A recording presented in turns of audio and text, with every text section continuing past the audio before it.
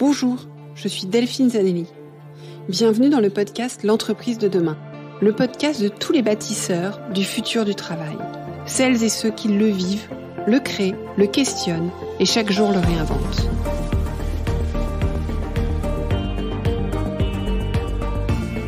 Une entreprise plus vertueuse et soucieuse de son impact social pour une société meilleure.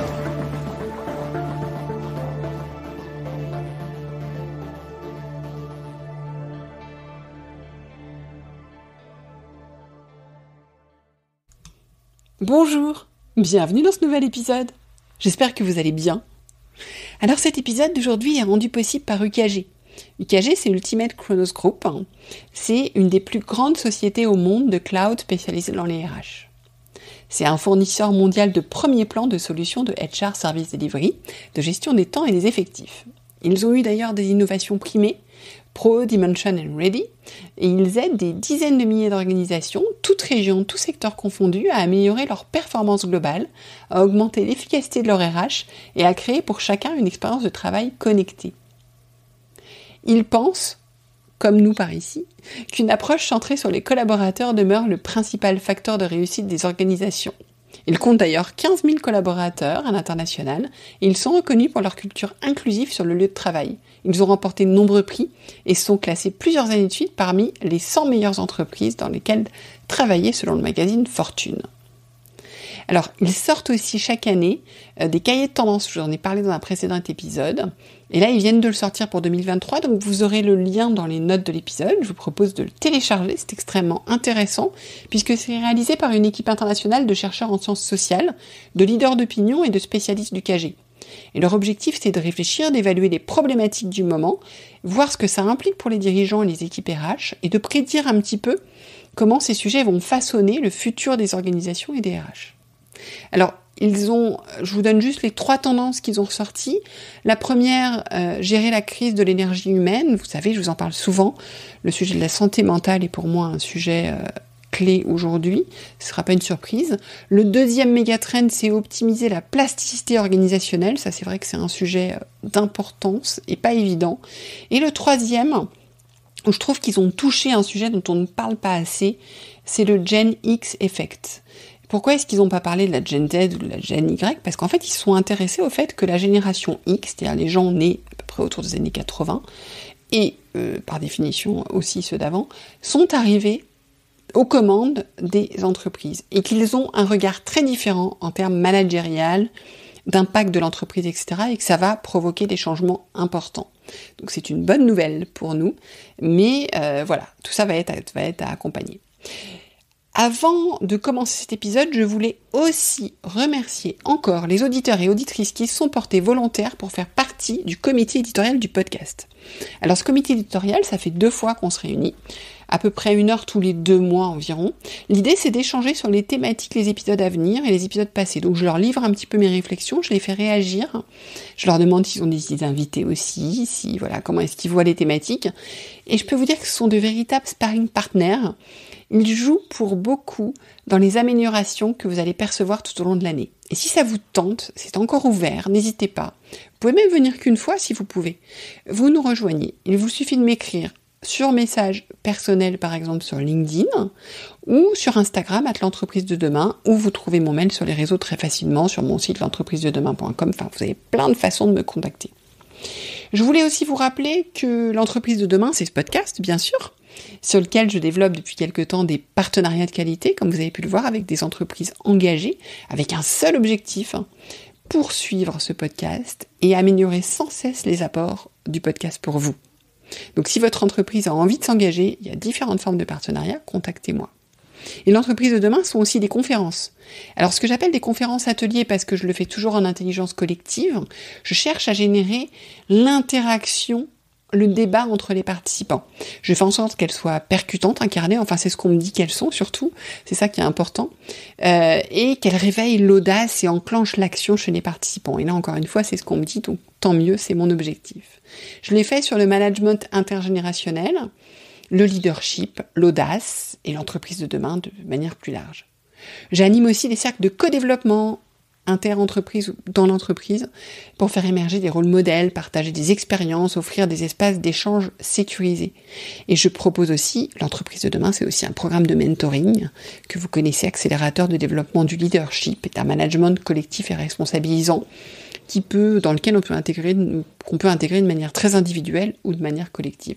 Et puis vous le savez, bien sûr, je vous en parle tout le temps, c'est aussi une newsletter dont je mets aussi les liens dans les notes de l'épisode, qui s'appelle les coulisses de l'entreprise de demain.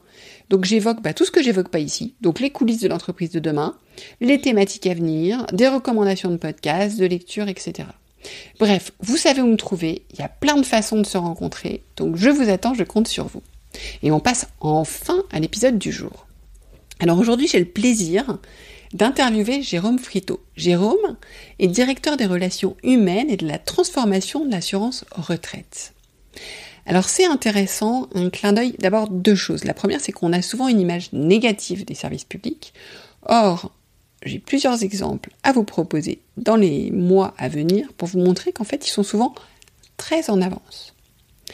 Et c'est déjà un sujet que j'ai touché du doigt il y a plus de 25 ans. J'étais étudiante au CELSA et je me souviens d'un enseignant qui était à l'époque le DRH de la CNAV, donc la Caisse nationale d'assurance vieillesse, dont fait partie, que pilote aussi Jérôme Friteau aujourd'hui. Et j'avais trouvé ce DRH extrêmement en avance.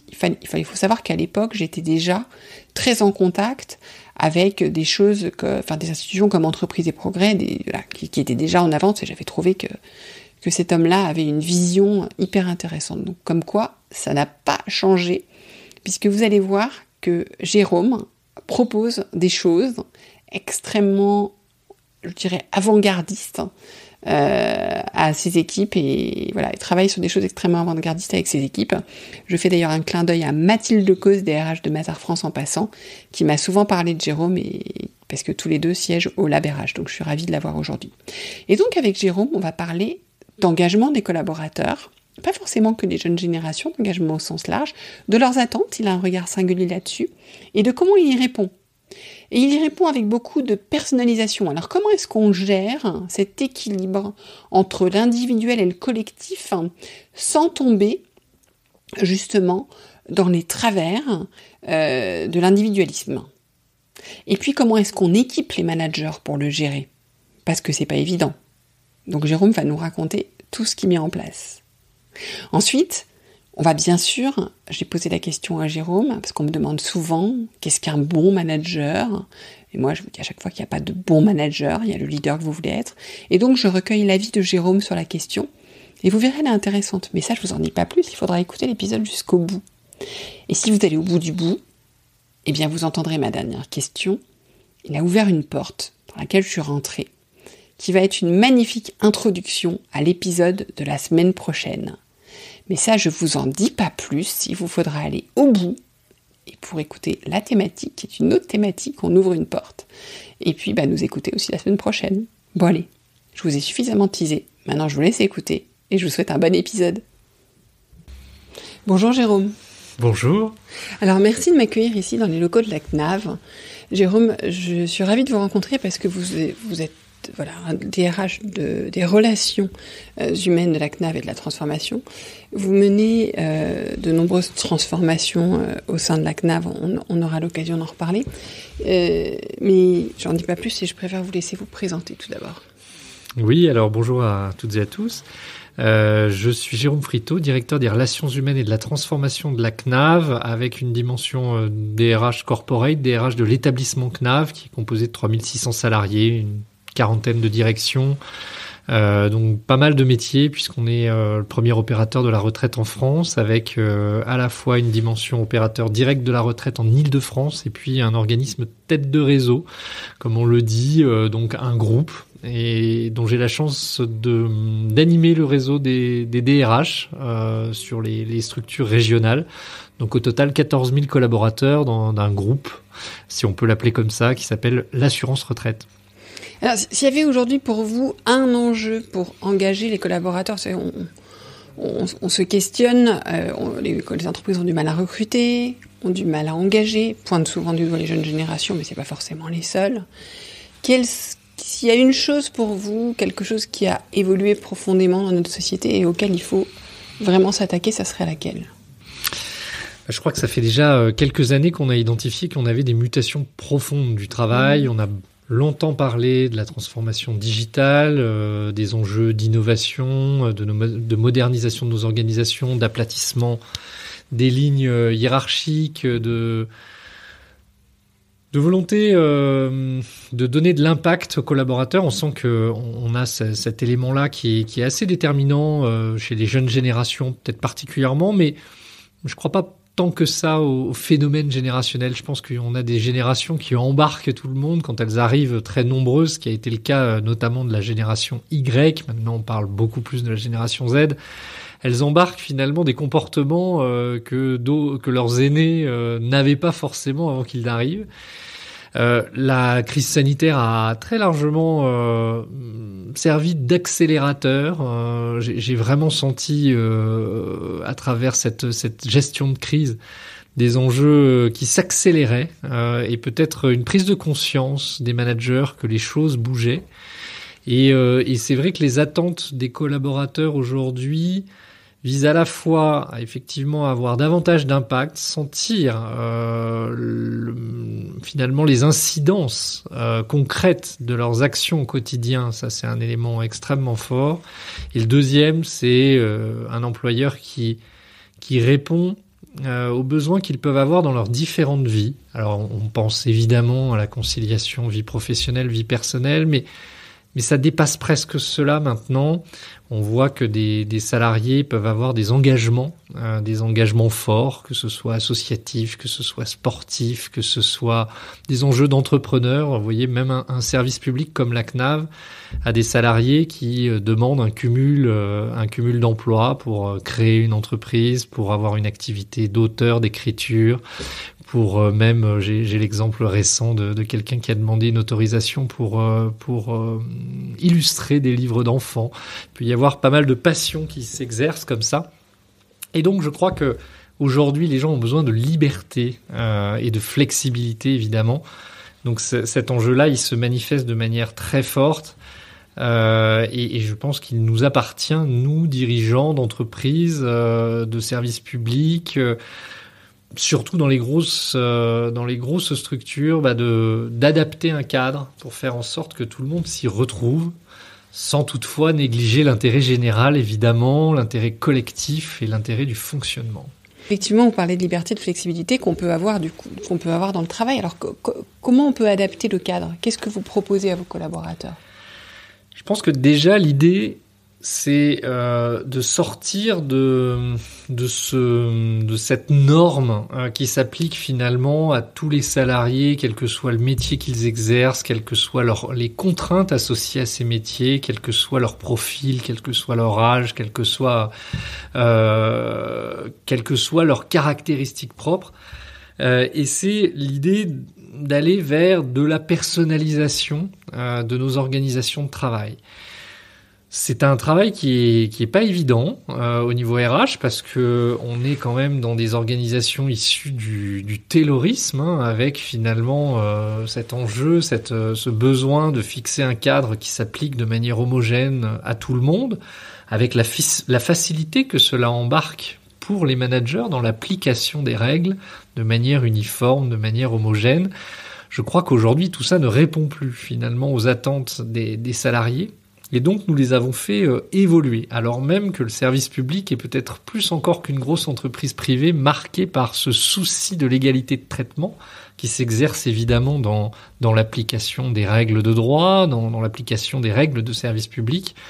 Et à titre de symétrie des attentions, on l'applique de la même manière finalement en interne.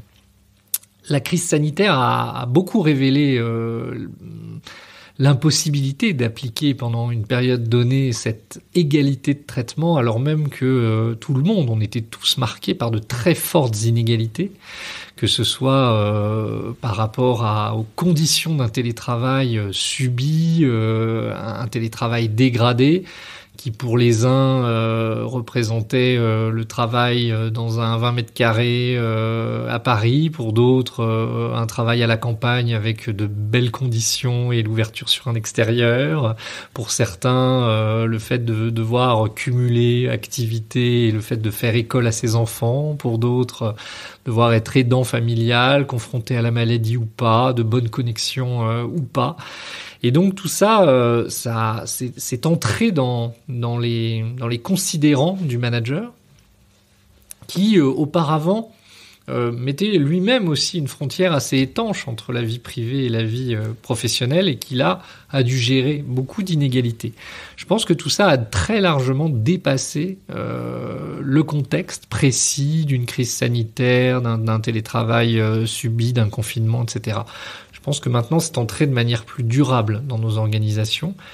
Et aujourd'hui, le manager doit, autant que possible, et c'est à nous de le guider en ce sens, de personnaliser ses pratiques managériales pour engager. On parle beaucoup d'engagement. Je pense que l'engagement, il passe par cette individualisation, cette personnalisation, tout en ayant à cœur, évidemment, le succès collectif, la réussite collective, et puis finalement un souci de justice sociale. Je pense que ça, c'est extrêmement important. Donc les DRH peuvent orienter tout ça. Nous, c'est passé par l'adaptation de nos modalités de gestion des horaires de travail. On a accentué ça avec le télétravail qui ne s'est pas mis en place, ou en tout cas généralisé, parce que le télétravail est testé à la CNAV depuis 2014 et déployé depuis 2014, donc on a une petite expérience déjà. Mais au moment où on a tiré tous les enseignements de la crise sanitaire, on a été bien au-delà en termes de taux de télétravail, on est aujourd'hui à 82%. Nous avons souhaité avoir différentes formules.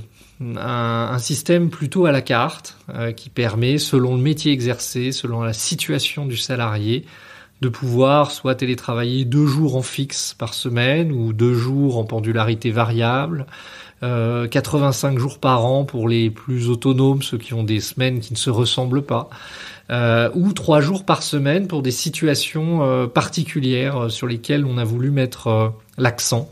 Les parents d'enfants de moins de 3 ans, les seniors de plus de 60 ans, les personnes qui ont plus de 3 heures de trajet par jour, les aidants familiaux, les personnes en situation de handicap ou qui ont un problème de santé temporaire, ce qui couvre finalement une population importante. On a 700 salariés sur 3600 qui sont aujourd'hui couverts par une exception, souvent temporaire, mais qui permet de télétravailler jusqu'à 3 jours par semaine. Et c'est là on touche du doigt finalement ce que c'est que cette personnalisation.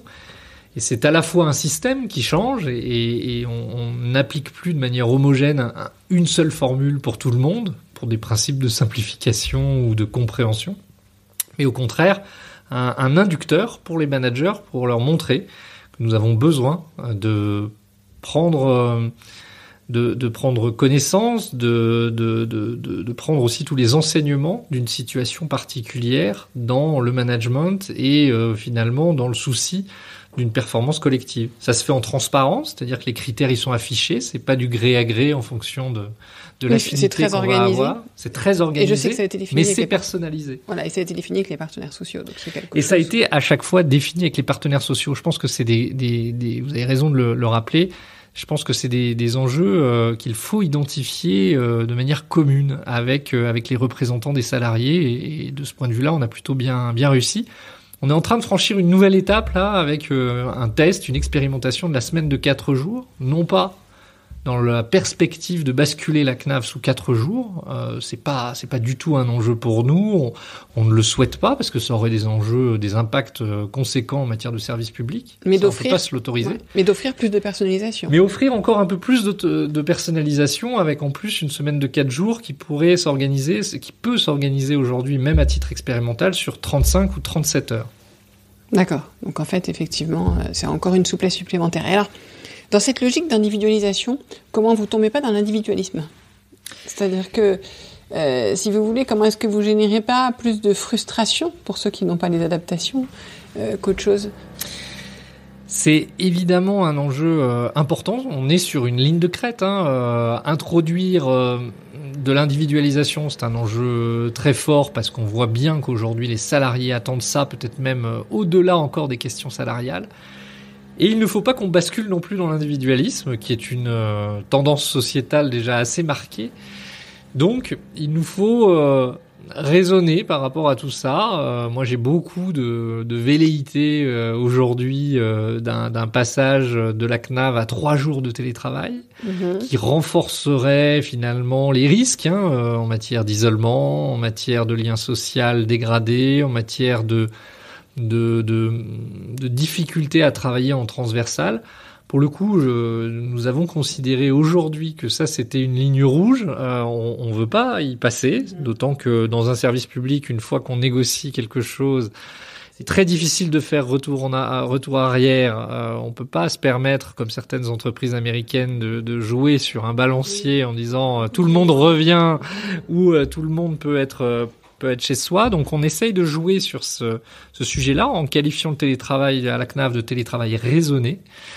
On joue beaucoup aussi pour contrebalancer sur la question des différentes communautés professionnelles. On joue beaucoup avec la direction de la communication à leur animation. On contribue à ce qu'ils se réunissent. On capitalise beaucoup sur un élément de l'ADN de la CNAV qui est la convivialité, le plaisir qu'ont les équipes qui restent souvent quand même longtemps, on fidélise longtemps à la CNAV, quand bien même les salariés ne sont pas des fonctionnaires, je le rappelle toujours, parce qu'on a toujours cet amalgame qui se fait, mais il reste souvent plusieurs décennies, ou en tout cas au moins une décennie, même si le turnover s'accélère parmi nous, donc des relations humaines se créent de manière très forte et les gens prennent plaisir à se retrouver, à travailler ensemble, au-delà de ce qu'on peut faire dans une fenêtre Teams. Et ça, on essaye de le guider, de l'animer, de faire en sorte que des événements réunissent les gens régulièrement.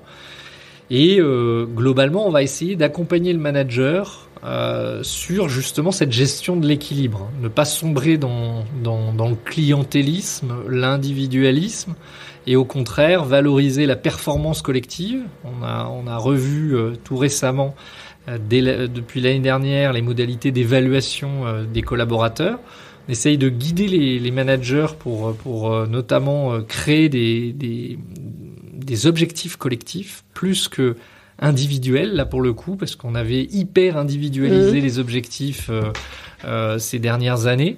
Donc essayer de pousser la performance collective, faire prendre conscience finalement aux managers, mais aussi à leurs équipes, que la performance du service public ne peut être que collective.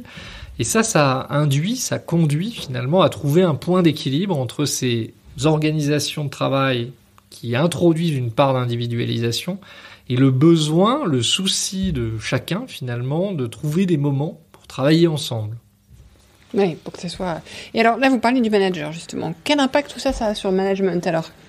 Quel impact tout ça a sur le management ? Je sais que vous travaillez à mettre en place un système plus responsabilisant, un management à la fois plus responsabilisant, mais nécessairement en tout cas plus à l'écoute.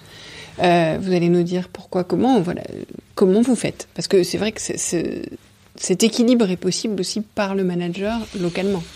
Oui, alors le manager, on parle beaucoup de transformation managériale et je me souviens, il y a quelques années, les managers m'interpellaient en disant « mais pourquoi vous voulez nous transformer ?» Et je leur disais « mais c'est surtout pas un jugement de valeur ou une évaluation d'insuffisance, c'est que le monde du travail évolue tellement que la transformation managériale, elle s'opère naturellement et que, évidemment, mon rôle, le rôle de mon équipe au sein de la direction des relations humaines et de la transformation, c'est d'accompagner ces changements-là auprès des femmes et des hommes qui composent cette communauté managériale. Les accompagner pour que finalement tout ça se fasse un peu naturellement. Passer de l'égalité à l'équité, c'est pas neutre. C'est une source de difficulté, de complexité. Faire du sur-mesure pour le manager, c'est un vrai temps plein.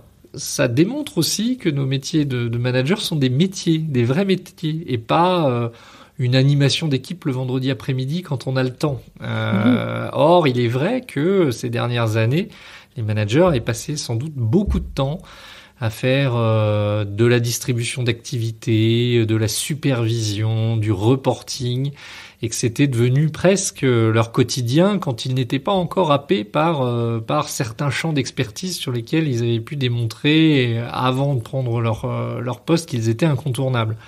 Aujourd'hui, on essaye de démontrer que le management, c'est un métier qu'on exerce du lundi au vendredi, 8 heures par jour, et que ça nécessite beaucoup d'écoute, beaucoup d'attention portée à la fois au collectif, mais aussi aux individus.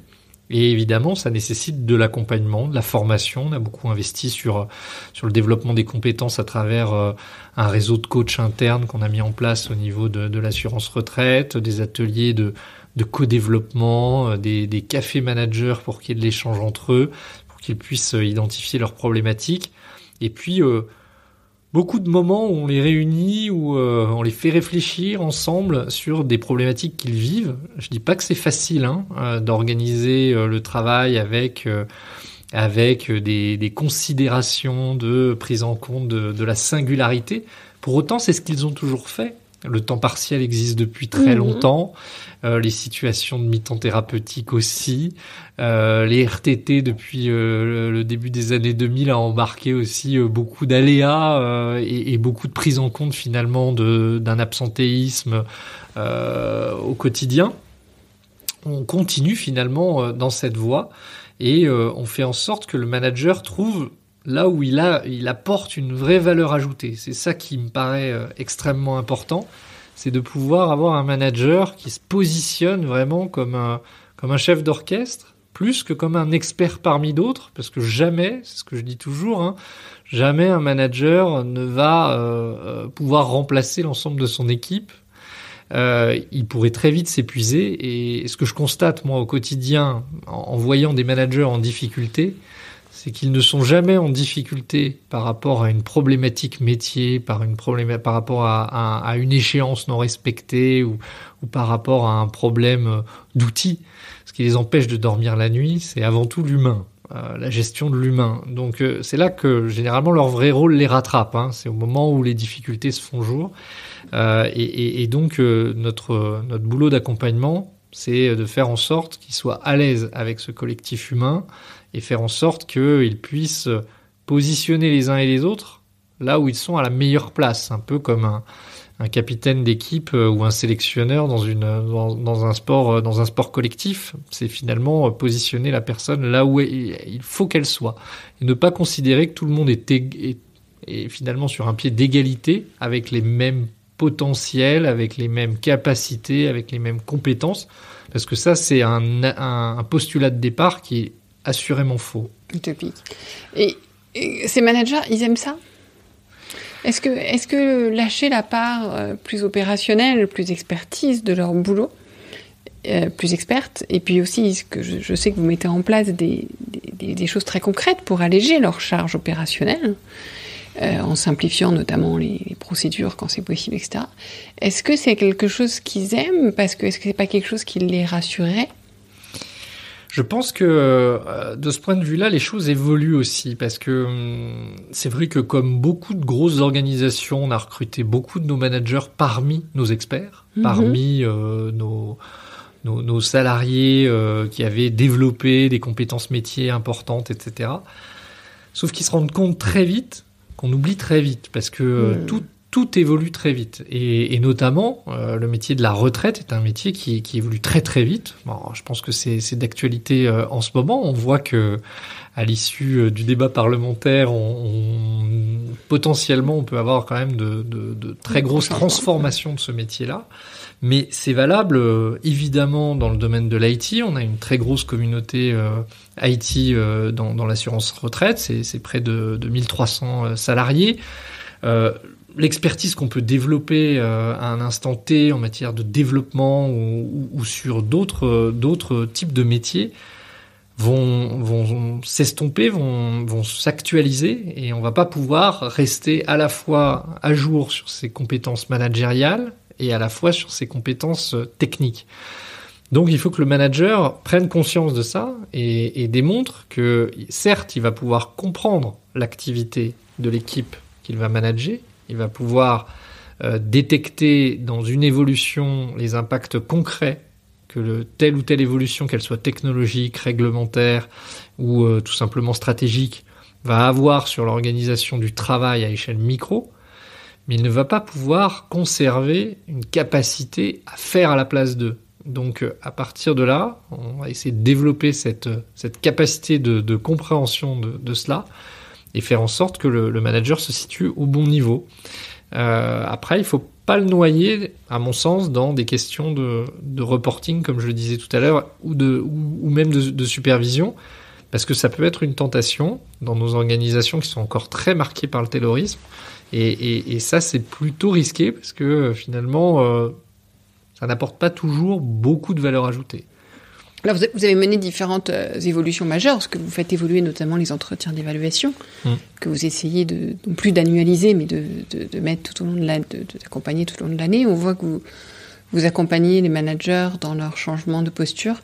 Je trouve que ce qui est intéressant, c'est que vous le faites dans une organisation qui reste très hiérarchique. Donc, preuve qu'en fait, c'est possible, un peu partout. On n'a pas besoin... Voilà, on peut être dans une organisation... hiérarchique qui est assez normée parce que voilà, vous dépendez, vous recevez des directives en fait. Vous créez pas votre business model tous les jours. Donc voilà, et à partir de là, je pense que c'est un élément d'attractivité important, effectivement. Je pense que c'est un élément important aussi d'inclusion. Parce qu'on a quand même un sujet d'inclusion. Et ma question par rapport à tout ça encore, c'est est-ce que, parce qu'on parlait d'individualisation, est-ce que vos managers, vous leur permettez d'être aussi le manager qu'ils veulent être? C'est-à-dire que moi, j'ai plein de gens qui me disent c'est quoi un bon manager, c'est quoi un mauvais manager? Et je leur dis mais en fait, ça n'existe pas. C'est d'abord le manager ou le leader que vous voulez être, parce que si déjà vous n'êtes pas OK avec ça, si vous n'êtes pas vous-même confortable avec vous-même, c'est compliqué d'être à l'écoute, d'être en relation, d'être voilà. Et donc voilà, comment est-ce que vous jouez entre cette évolution des pratiques que vous souhaitez et la part de chacun en fait? Oui, c'est une bonne question. Effectivement, on a retravaillé en profondeur notre dispositif d'évaluation qui concourt d'une certaine manière à positionner le manager à la bonne place, au bon niveau.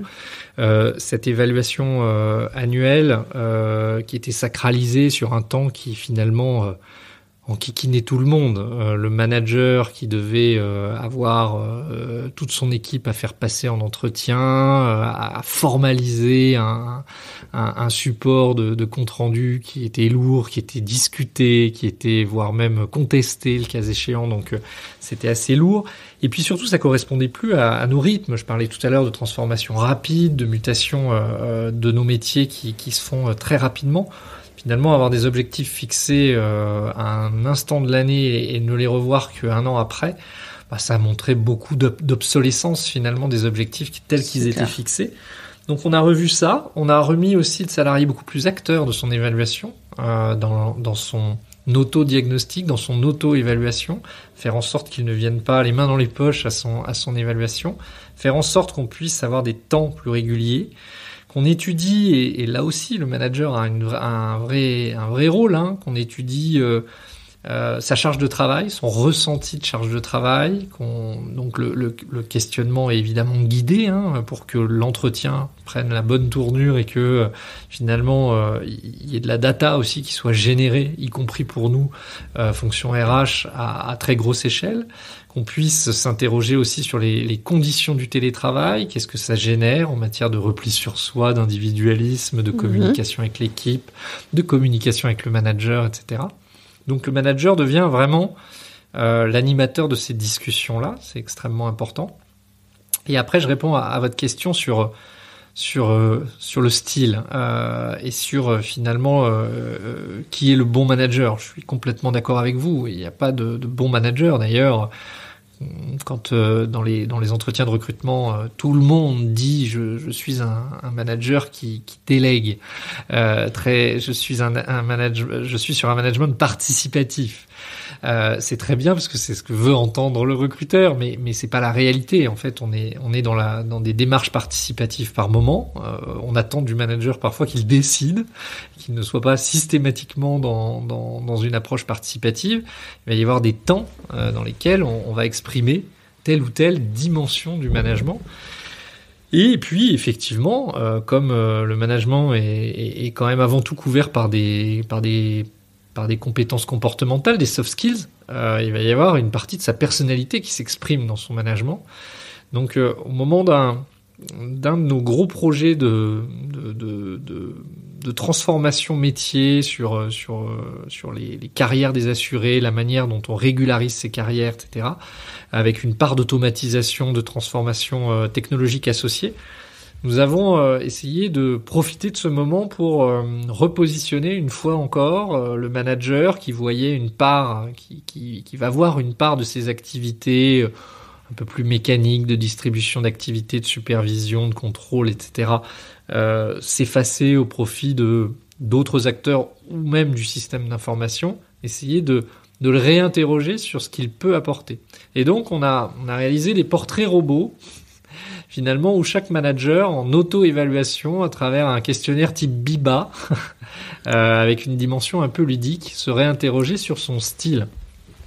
Et ça, c'est pour faire comprendre aux managers que il n'y a pas un seul portrait robot du manager d'aujourd'hui et de demain, mais qu'il y en a presque autant que de managers et qu'il faut simplement comprendre là où sont ces zones de plaisir, là où sont éventuellement les zones d'inconfort, par exemple, justement, dans la prise de décision ou la gestion de situations difficiles, pour essayer de guider le manager aussi vers le bon accompagnement. On voit bien qu'en matière notamment de formation et de développement de compétences, on a de plus en plus besoin, là encore, de faire du sur-mesure.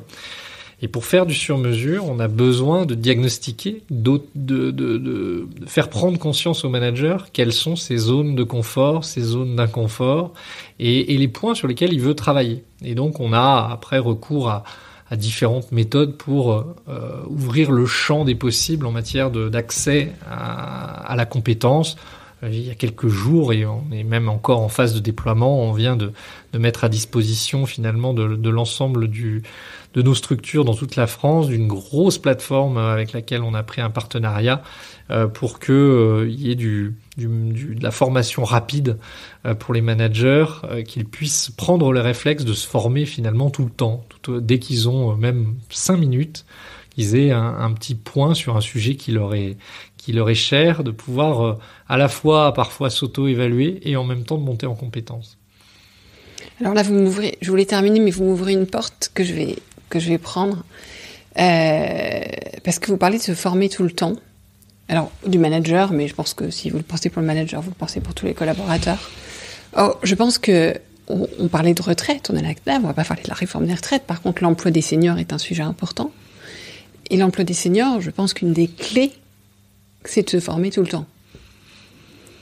Donc, vous, juste par rapport au sujet de l'emploi des seniors, qui est un sujet sociétal, puisqu'aujourd'hui, on voit bien que la moitié des personnes qui arrivent à la retraite n'ont déjà plus d'emploi depuis quelque temps. Je n'ai plus les chiffres en tête, mais on est à peu près dans ces proportions. Quelle est la clé sur ce sujet ? Quelle serait la clé ? Alors, la clé, c'est évidemment la formation. Ça, on en est totalement convaincu. Et d'ailleurs, nous sommes une entreprise apprenante, c'est-à-dire que la retraite, ça ne s'apprend pas dans une école spécialisée. C'est un sujet technique, complexe. Et qui évolue. Qui évolue tout le temps. Et donc, on a besoin d'avoir un effort de formation pour nos professionnels qui est continu de leur intégration, sachant qu'on recrute des gens qui viennent du secteur bancaire, assurantiel. On a même eu à un moment donné une volée d'opticiens qui rejoignaient nos rangs, donc des gens qui ne connaissaient absolument rien à nos métiers et qu'on recrutait plutôt sur des soft skills et des expériences en matière de relations clients.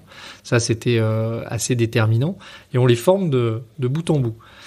On voit bien, on a besoin de les former par bloc de compétences, par séquence, de plus en plus courtes pour leur offrir la possibilité d'être en prise directe finalement avec l'activité très vite, parce que finalement les séquences tunnels de formation ont assez peu de succès. On voit on peut avoir des abandons en cours de route. Retourner à l'école, c'est quand même pas évident. Et donc, on a besoin effectivement de tenir nos professionnels à jour de leur connaissance, de leurs compétences. Ça, c'est le premier point. Et c'est vrai que les seniors ont besoin, eux aussi, d'identifier que quand bien même ils ont développé une certaine expertise, ils vont avoir quand même besoin de se former tout au long de leur carrière par rapport aux nouveaux outils, par rapport plus globalement au digital, par rapport à telle ou telle situation. Pour garder une envie aussi. Pour garder aussi une envie. Et là où il va falloir qu'on soit très actif, et c'est les sujets qu'on est en train de développer actuellement, c'est le parcours professionnel. Offrir de la visibilité sur de nouvelles phases. Et c'est vrai que la CNAV a dans son ADN le souci d'avoir du développement et du parcours professionnel au-delà de ce qui peut parfois exister ailleurs, c'est-à-dire pouvoir changer de métier à l'intérieur de la CNAV, qui en comporte quand même 140, ce qui est pas rien. Donc on a 350 mobilités par an sur 3600, donc presque 10% tous les ans. Et c'est vrai qu'à partir d'un certain âge, on peut observer un tassement avec les risques que ça génère en matière d'usure professionnelle, en matière de risques sur la santé. Et donc, le souci aussi de rendre visibles les possibilités, voire en dernière partie de carrière, d'inciter et de permettre aux seniors de dégager une part de leur activité dès lors qu'ils sont sur des activités éventuellement très productiviste, je dirais, c'est-à-dire assis sur une approche assez chiffrée, assez répétitive des enjeux de production. On utilise le terme production dans notre environnement. Essayer d'avoir 10 à 20% de leur activité qui puisse être orientée soit sur de la transmission de compétences, du mentorat, voire un projet. Selon les compétences évidemment de chacun et de ce qu'on va pouvoir monter en puissance. Ça, c'est ce qu'on a signé en 2022 avec les partenaires sociaux dans un accord de gestion des emplois et des parcours professionnels, une attention particulière sur les deuxièmes parties de carrière et les dernières parties de carrière, avec finalement une approche où la deuxième partie de carrière peut générer encore 1 ou 2 rebonds avec de nouveaux métiers. La dernière partie de carrière plutôt orientée sur une part de son temps dégagée pour pouvoir avoir une approche soit de transmission, soit d'impact par rapport à l'expertise acquise, l'expérience acquise et le souci finalement d'apporter un peu autre chose à l'entreprise. Mais qui peut être une magnifique fin de carrière en fait. C'est ce qu'on cherche à faire. C'est ce qu'on cherche à faire parce qu'aujourd'hui, on se rend compte que on a un certain nombre de seniors qui partent un petit peu désabusés parce que ils se sont usés potentiellement dans leur dernière expérience avec justement ce risque d'avoir une approche managériale très très égalitaire où on va attendre la même chose du senior que du collaborateur qui nous a rejoint depuis 3 ans. Et on va pas profiter de l'expertise, qui est dommage aussi. Exactement. Merci beaucoup, Jérôme. Je vous en prie. Merci pour votre écoute. J'espère que l'épisode vous a plu. Faites-le moi savoir en laissant des étoiles et des commentaires sur Apple Podcast. Cela me permet de le faire connaître, le podcast, et m'encourage à le poursuivre. Rejoignez-moi également sur le groupe LinkedIn L'Entreprise de demain pour échanger avec d'autres auditeurs, proposer des invités.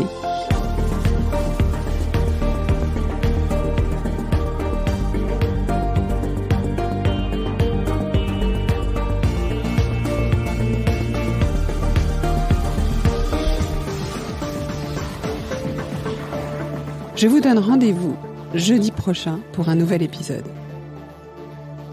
Cette série est produite par Delphine Zanelli et Ose Masterclass. Réalisation sonore Cyril Carillon et au micro Delphine Zanelli.